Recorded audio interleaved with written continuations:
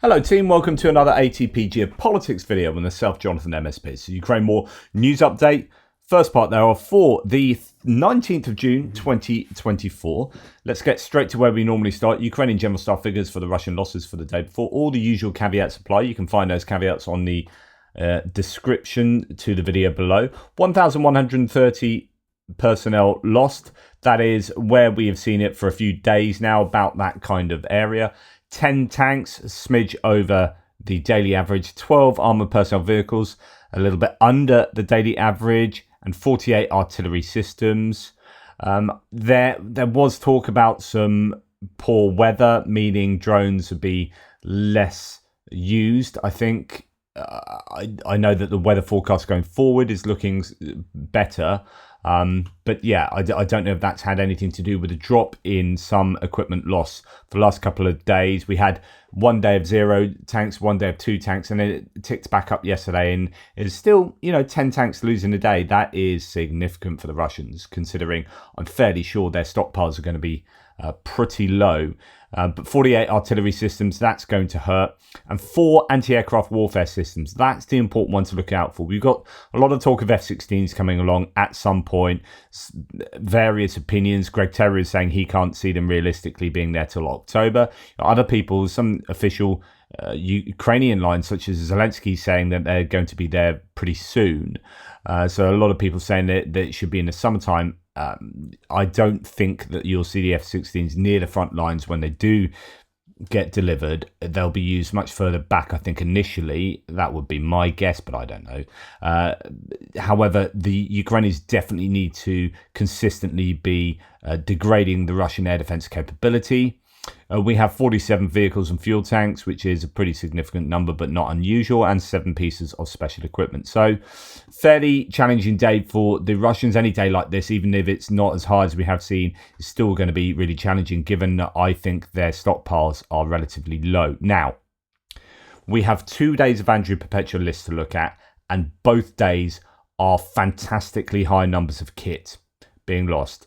So to support these, they easily support the losses of the last couple of days. But yeah, you got to remember that these pieces of footage come out in dribs and drabs, and they can often represent, say, 2 weeks of footage in a montage that suddenly puts a whole load of kit on the list. So a lot of this equipment could have been blown up, say, a week ago, a week and a half ago, when the figures were a lot higher. Okay. Now, the first list is this. The second one he thinks could be a record. I mean, this already looks absolutely incredible. We have a huge list that looks to be about a 4-to-1 loss, Russian loss to Ukrainian loss, which is the sort of ratio that Ukraine really needs.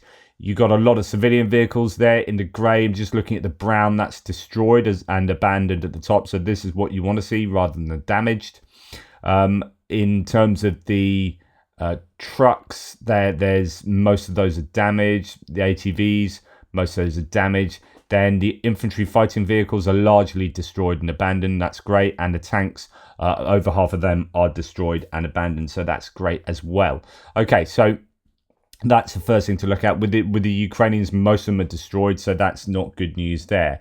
Now, we look at the value of the kits destroyed for the Ukrainians. As ever, Andrew includes a Starlink on there. The first 4 are Starlink, so I would, for the purposes of how I use these lists, I ignore that. So actually, that's good news, although they're super important, Starlink, right? So it's interesting, like the value of Starlink might be, replacement value might be like $1,000 or whatever it is, and then the monthly subscriptions. But actually what this enables you to do is beyond that value substantially. So it's about the difference between the monetary value and the functional value.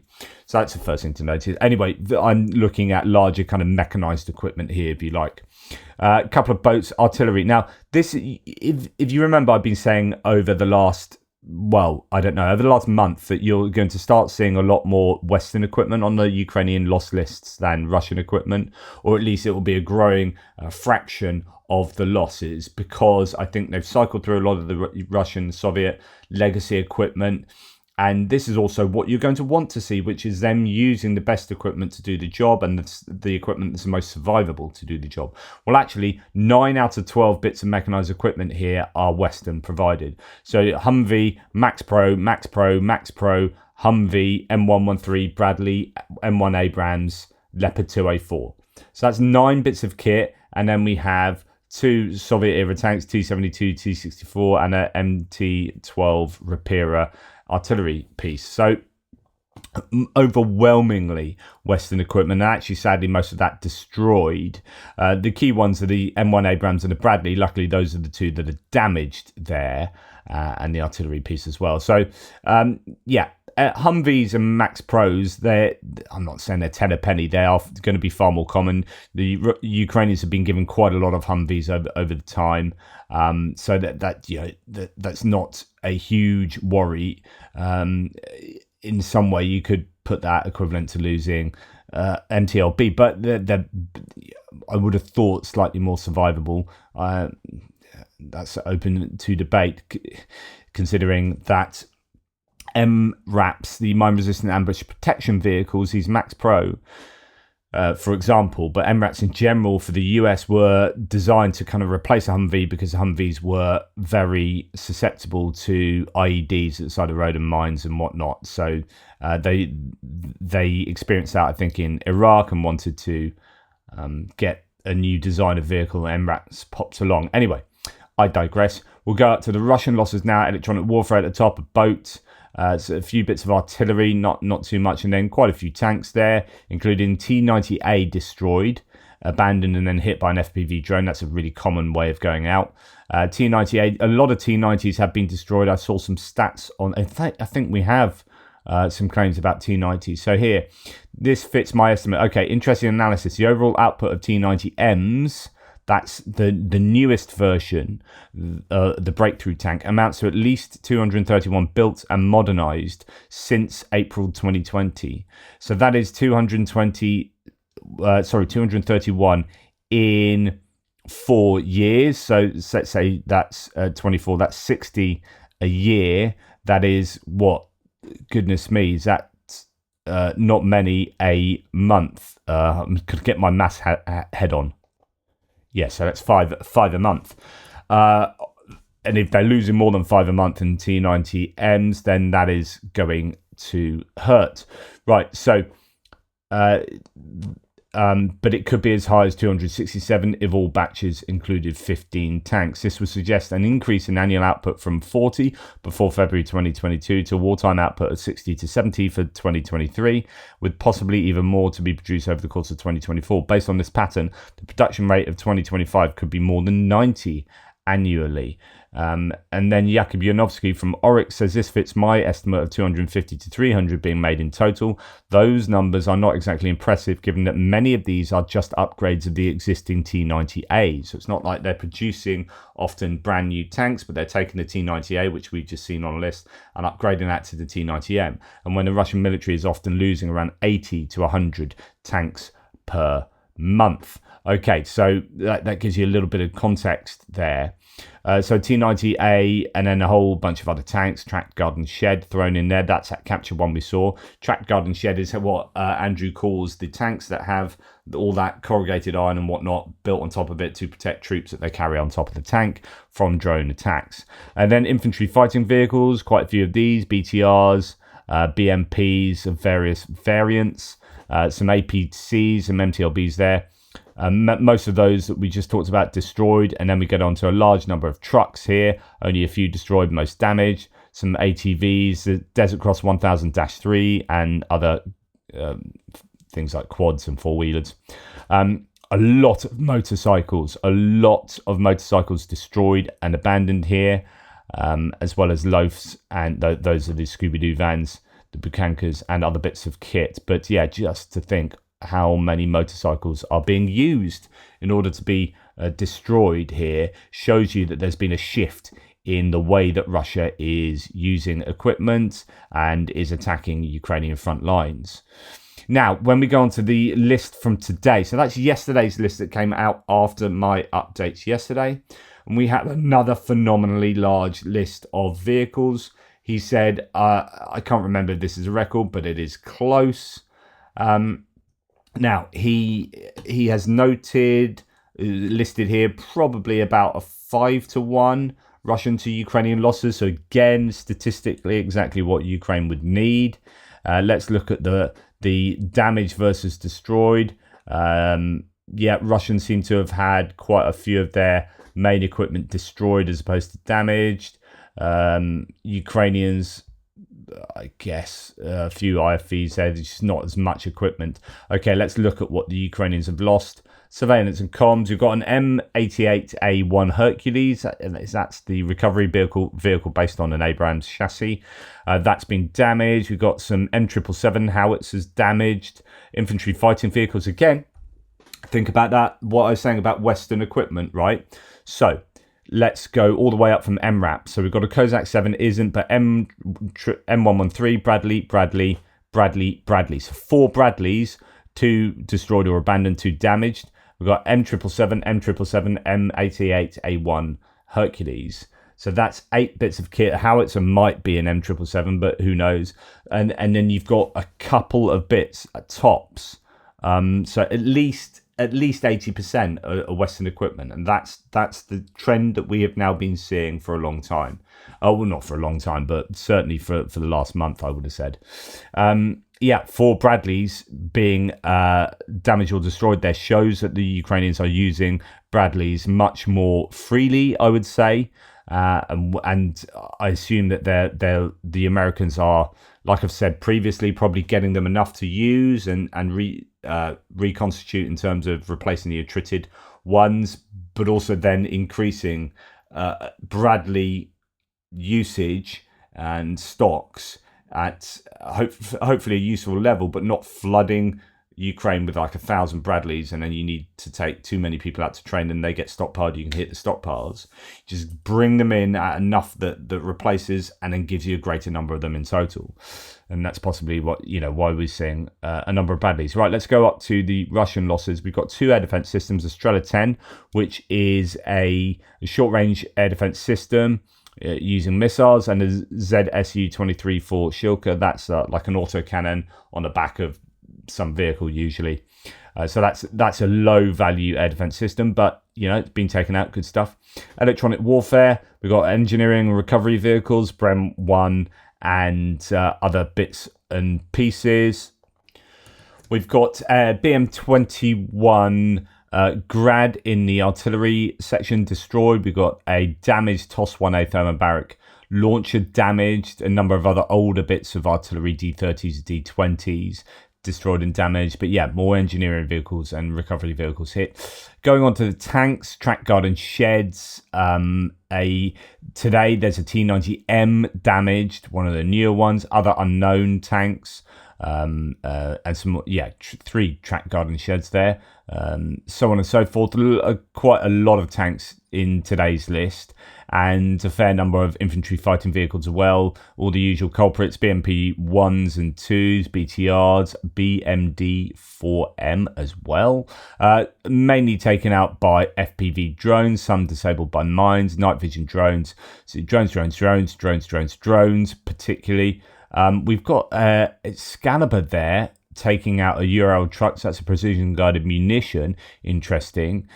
We've also got, I don't know if it's listed here. No, but we're just going to have a look at a Bofors, like smart munition. Excalibur also from an artillery, a couple of Excaliburs there. So that's interesting. We haven't seen Excaliburs for some time. Excaliburs and a D-Pickham, a cluster munition. I think they've run short of these, and they must have some coming in now from the package from the US, one would have thought.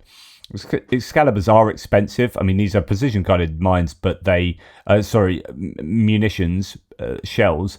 They are expensive, and the Russians have done apparently a fairly good job over time of adapting to them and jamming them. They might have been adapted themselves, the Excaliburs, and anyway, they are listed here as causing a few things to be destroyed. Interesting, Bradley shelling put on there. So Bradley's taken out some unknown bit of kit. So quite a lot of unknown vehicles there added to the Russian list, and the usual Desert Cross 1000-3 four-wheelers, loads of loafs, bukankas and whatnot, and a whole bunch of trucks as well. So just a huge list of equipment that is ostensibly unsustainable for the Russians to lose, and they've done that 2 days in a row pretty much as far as Andrew Perpetua is concerned, and that's going to hurt. That's got to hurt the Russians. If they continue to lose these kind of lists of vehicles regularly, then my goodness. Okay. Just showing you some other bits and pieces footage. I meant to show this yesterday. I forgot to add it on. It's a Stormer. This is a UK-provided short-range air defence system that uses missiles. Is probably the Starstreak. I can't remember. To take out. It's a tracked vehicle that's being used quite effectively. Here, it's taking out a reconnaissance drone, and reconnaissance drones are, as I've told you before, a real issue for the Ukrainians. They can get back. They spot for Iskanders and other munitions, so there has to be a real priority for taking these out. Well, here now we have a drone-on-drone warfare, another historic first. Russia's Lancet loitering drone munition down by an FPV drone. So the FPV, I presume, just rammed into it, although it looks like it goes underneath the FPV drone, but then there's later supposed imagery of that Lancet blown up on the ground. So Ukraine's Signum unit scrambled an FPV to destroy the Zala reconnaissance drone. It calls it a reconnaissance rather than usually loitering munition have got warheads on board. Anyway, used to guide the Lancets. Right. Yeah, so, okay, sorry, I misunderstood. Ukraine's Signum unit scrambled an FPV drone to destroy the recon drone, which was also used to guide the Lancets, and then spotted a Lancet and downed it. So this FPV drone was looking for the recon drone, but actually found the Lancet and took out the Lancet, which is then later found on the ground. That's the account given there. Good news. Now, just going back, I mentioned these smart, you've got these Bofors Smart 155 top attack munitions. This one's fired from a Panzerhaubitze 2000 of the 43rd Separate Artillery Brigade, named after Hetman Taras Triasil. It's unclear how many of these DM702 shells were delivered to Ukraine by Germany, says German Aid to Ukraine. These are useful. These are shells that are pretty smart. Smart 155mm shells that are fired up, can detect below where the tank is, and then they can split out. I don't know if these are the ones that have two submunitions that then sort of parachute down and then do a top-down attack, a bit like a Javelin would do or an NLAW would do on a tank, and then attack the tank at the weakest spot, which is the top. So those are the smart munitions, which we have seen previously, but then it's been a long time since we've seen them, probably because aid has been coming in fits and starts. But it's good to see that there's footage of that. You can check these out in the description below to watch them at your leisure.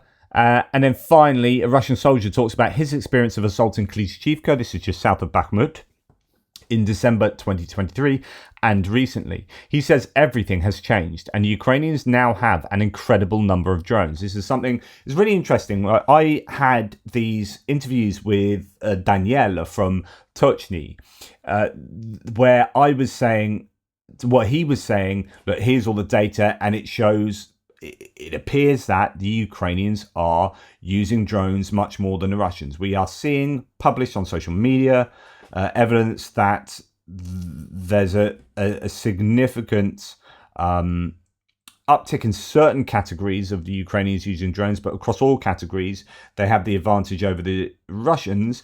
And yeah, there might be some selection bias, but we don't think there is. And here are the reasons why. So it looks from the statistics of published videos that the Ukrainians are using more drones than the Russians. The Russians generally publish everything they can, even if it's sometimes weird videos of them missing. They often publish. So you'd think that if they did have the footage, that they would show it. So I was telling you months ago that the Ukrainians have a drone advantage. It was really interesting because Greg was saying, well, I've spoken to people on the ground in these particular places, and they say they don't have a drone advantage. But I was saying, look, I would speculate here, and of course I'm not on the ground, and etc., etc. But even if a Ukrainian battalion commander says that the Russians have a drone advantage, it might not be something they would know particularly, because you would need to know exactly how many drones, all of your disparate units, and there are separate units that would be separate from, you've got separate drone units that are kind of autonomous, if you like,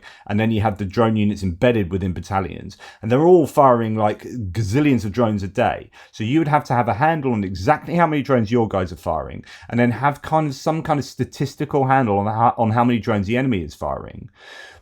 Now, you're going to have your troops saying, it's horrible, there are so many drones out there, and you're going to be listening to your troops complaining about their drones on you. But you're not going to be hearing the Russian troops complaining about your drones on them.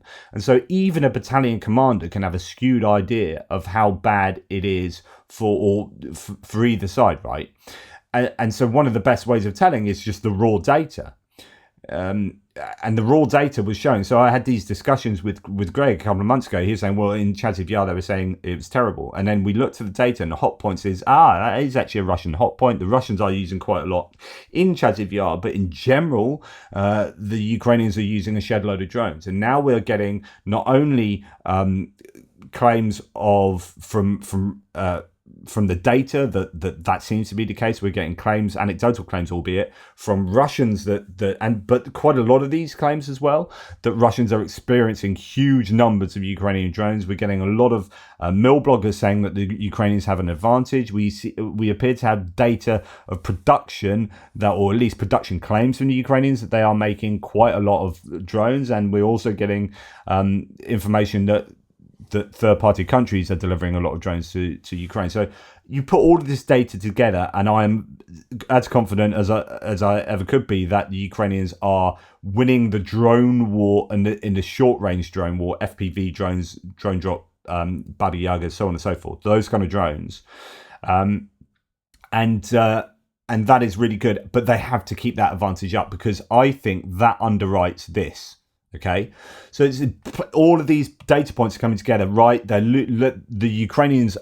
Russians are losing hand over the fist, loads more equipment than the Russians, according to visually confirmed data. And if you look at the cause of all these, they are drones. And so again, that fits in. I mean, this is the evidence that Tochny are using to compile and put into bar charts and whatnot. Chris helps with that. The guy that's designed my kit is also helping them put all their stuff into these good looking bar charts and whatnot. So yeah, it seems to me that the Ukrainians definitely have the advantage here. Anyway, sorry, I thought I'd establish that. Right, now strikes, distance strikes and standoff munitions, being fairly quiet night on both sides. 19 out of 21 Shahed drones were shot down overnight. I say fairly quiet. There's still 21 drones being fired into Ukraine. 19 of them shot down. That's really good interception rate. Lviv, a drone hit residential areas, injuring 2 and damaging buildings. That's probably because it was down by air defenses. Air defense downed all 5 drones over the city. So there you go. Other oblasts effectively countered the attacks. When you look at the map of where these drones were sent, it's interesting that we haven't seen Starokonstantinov targeted last night, but we have seen Lviv. That would be, I'm sure, the intention would be to take out military industrial complexes on facilities, building military equipment, and nearby as well. But you've also got other targets much closer to the front line here. Don't know exactly what they would have been, whether they are air bases, energy facilities, whatever. I'm not too sure at the moment. Fairly quiet for missiles and larger damage being done. So that's good news for the Ukrainians. They have had these consistent attacks still recently on Kherson. So Russian troops continue to attack medical facilities in Kherson region. One of the hospitals came under another enemy attack. The occupants fired at least 3 Grad MLRL shells at it. One hit the garage of the ambulances apart. 2 cars were damaged as a result of the shelling.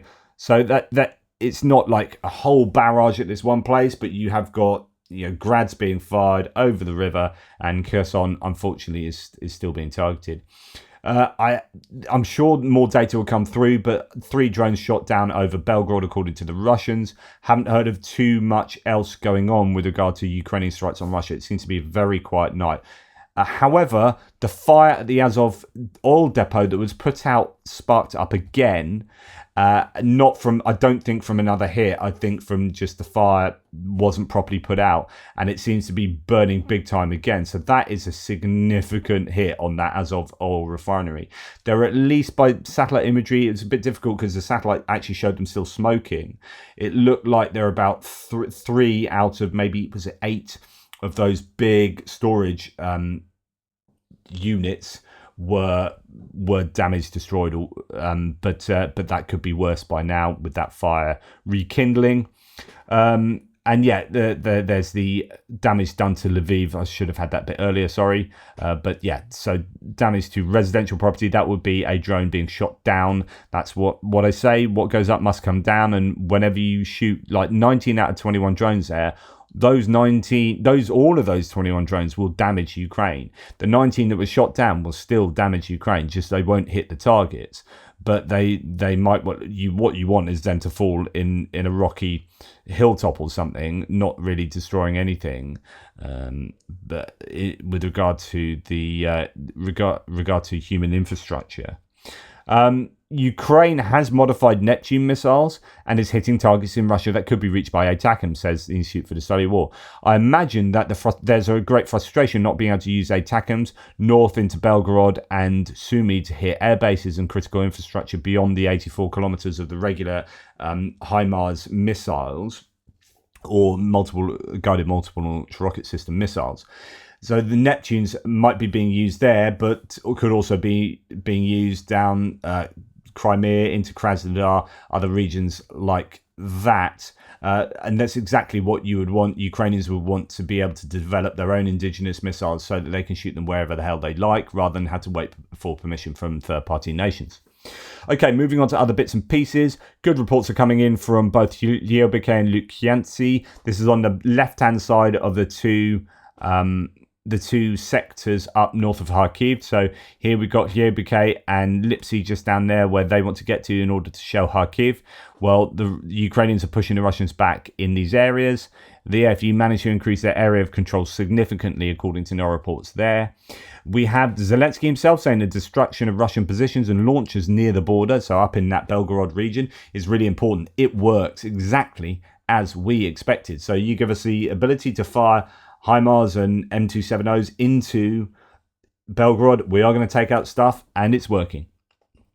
Russian wives of newly created 128th Motorized Rifle Brigade complain about the weather. The Belgorod region is flooded. The guys in the trenches are up to their ears in water. Everything is dirty. There's nowhere to wash. The sleeping bags of dirt don't dry. They really need them now. Without communication, there's no way either. There is no connection. There are 300 fighters. They hammered them with drones. It just came from there. They hang out like clouds. So all is not well for the Russians in that Kharkiv offensive, it seems. And then some members of Mothers of Missing and Fallen Soldiers Telegram group are angry that their dead relatives got only 5 days training before being sent to Ukraine, while others got 3 weeks, and even 3 weeks is not enough, right? So we are seeing that you're either getting 3 weeks or 5 days training before getting sent onto the front lines. That's according to a Russian Telegram channel. Take it with a pinch of salt, obviously. On the other, the other really important point to note here is that more than 10,000 Russian soldiers have been prosecuted for refusing to fight in Ukraine. I think Chris Owicki's done a long thread on this. Using online data from military courts, Mediazona documented 10,025 such cases since September 2022. The Kremlin announced the first wave of mobilization. So shows you that there is not a great appetite for this. Now, the same is going to be for Ukraine as well. They are suffering big time with people trying to get out the country to escape mobilization. But yeah, this is definitely a problem in Russia, and what you want is a growing sense of, what is this war about? Why are we doing it? Why are we having to go and fight in this war? And it's really good for Ukraine if this can be if these numbers can be increased significantly. The other side of the story is, and this is a guy from the 3rd Assault Brigade, I believe. Yeah. We are losing territories. We are losing the best people, says Dmitro Kukachuk, commander of the 3rd Separate Assault Brigade of Ukraine. These are the guys that were called into helping up in Kharkiv. They were down on the eastern front. I think they're operating maybe Kharkiv and in that northeastern front as well now. So if quotes from the interview or ideas from the interview, the nature of warfare has changed. Today, unmanned surveillance and weapons of destruction are of great importance. The slow offensive, which the Russians are good at, can have not just unpleasant but critical consequences. There is no threat to Kharkiv in the next month, but there is a threat in the next 6 months. In Avdiivka, the intensity of fighting was the highest in the history of the war. So that is to say, that slow Russian offensive, it really hurts the Ukrainians. I mean, obviously, it's really highly attritional. When we look at the statistics and the visually confirmed losses, it looks like it's way more attritional for the Russians. But as we know, they can soak up that pressure a lot more than the Ukrainians. They have a greater population and a greater threshold for reacting against huge numbers of people being killed. So there are different approaches to those losses. The Ukrainians can barely afford to lose what they are losing at the moment, even though the Russians are losing way more. Okay, speaking of temporarily occupied Crimea, there are absolutely no tourists. Even locals don't seem to enjoy once popular places. Everyone knows this summer will be fire. Right, so let's just have a look at this. It's only very short. And this is a place, what would have been a popular holiday destination on the Crimean coast. Here's the embankment of Koktebel, says this person. Look, it's all that's left of it. So it looks like it's unbelievable, he says. There's no tourist season in Koktebel. There are no people and no season. Everything is closed, padlocked. Even this ship that takes tourists to the Golden Gate is standing closed. Here and there goes then back to the beginning. Right, this is fairly significant because Crimea is a tourist, or traditionally has been a tourist hotspot for the Russians, for the Ukrainians. It is on the Black Sea. It's got beaches. It's a fairly beautiful coastline, so on and so forth. You've got the Black Sea there, but it's been, trenches have been dug left, right, and centre. You've got maritime drones hovering about. You've got aerial drones. You've got missiles. It's a war zone. Now, last year and the year before, you still had these big queues across the Kerch Bridge as holidaymakers came from Russia to enjoy Crimea. I think this year might be a little bit different. I think the destruction of all those air defence systems has left Crimea very vulnerable, and I have a feeling people are not taking the risk, and it's also just not as pleasant because there's going to be no investment in any of these places during wartime, right? And the only investment seems to be in building fortifications. So, yeah, I think it will be struggling as a place to. Then you'll have economic depression taking place there amongst the local communities. You are going to have agricultural suffering because the Novokakhovka Dam was blown up, which means irrigation doesn't get down. Fresh water doesn't get down to Crimea, so you're going to have farms really struggling. This will then lead to, as mentioned, an economic collapse and a morale loss on the whole of Crimea, and that makes it a ripe place for discontent, for partisan activity, for sabotage, for there to be an uptick in that kind of behaviour, and maybe some of those Russians that have been drafted over to live in Crimea might want to consider going back to Russia. Okay, now there's that railway that's being built from Rostov-on-Don to Taganrog to Mariupol to Berdyansk along the bottom of Donetsk and Zaporizhia, to the north of the Sea of Azov, to the top right-hand side of Crimea, right? Now, this has come from, I don't know the exact source, but it's being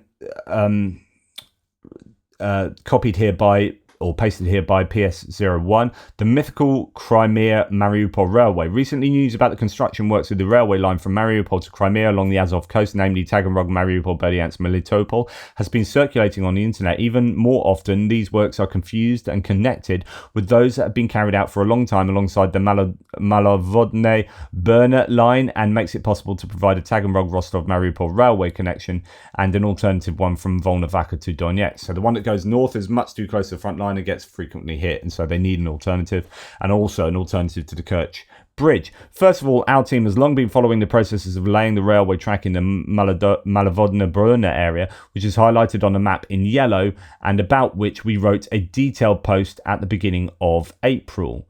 I can't see that map in yellow, so this must be a reference to another map on that, I presume, Telegram. So this might come from Deep State. Which makes it possible to provide a Taganrog, where was I? First of all, yada, yada, yada. Okay. Detailed post at the beginning of April. At that time, the railway was already almost completed and its launch is expected in the near future, which will make it possible to carry out rail traffic from the territory of Taganrog and Rostov to Mariupol, and will obviously become another way of transferring troops to an alternative on the road connection, which has problems. The total length of the newly created branch is 60 kilometers, so it's not huge. Also, north of Volnovakha, the occupiers assembled a railway structure which later became known as King Train. At the same time, information about the construction of a railway connection to the Crimea along the Azov coast was actively circulating on the network. Our team has been monitoring the appearance of signs of construction work, but there is currently no confirmation of this. Initially, there were versions of the embryonic stage which were formed on the basis of the paths travelled by the grader, but they never began to develop. Of course, there is a railway connection Crimea to Melitopol to Verkhny, Druhy, Tokmak, Berdyansk, Volnovakha, Mariupol, but it's not known for sure whether this branch is used for the transfer of military resources due to the passage of LBZ in the short distance, so it's very close to the front line. But this is not the connection that is being talked about in the public space because this branch is not new. At the same time, Muscovites began to actively carry out engineering works on the construction of gas transport infrastructure, which were initially mistaken for the construction of a railway. In the picture, you can see the directorate of the works carried out with a confirmation of satellite images, which passed from Berdyansk, Zaporizhia region to the village of Maximov in the Rostov region. There is no work on the construction of a railway line along the coast of the Sea of Azov to Crimea. Okay.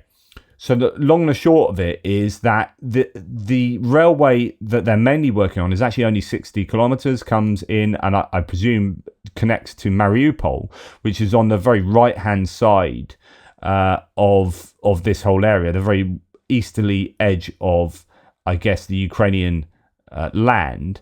And then beyond that, the idea that they're building a railway all the way to Crimea is not true. It appears to be it appears to actually be gas connections that they're making, gas transport infrastructure.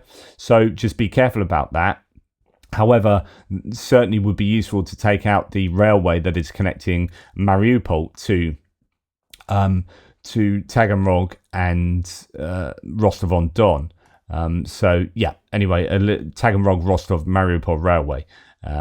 Right, Dara Masako talks about the purge of the Russian military hierarchy, with also the incoming of Sivileva, who is Putin's niece. I talked about that the other day. Big, though not unexpected, changes in the MOD based on the backgrounds of recent portfolios of the newcomers, and with the upcoming SAP 2034 in the works, my early impression is that this is likely part of setting up the military reconstitution team.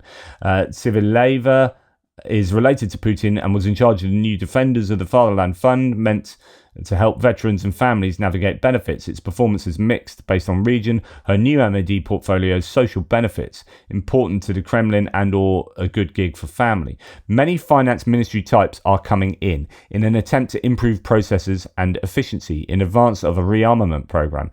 Makes sense on paper, but this effort will collide with the general staff, which have proven for decades it can dig its heels in when it wants to. So the idea, the type of people like Shoigu and those old school people digging their heels in and saying, hey, we don't want you new economic upstarts coming in.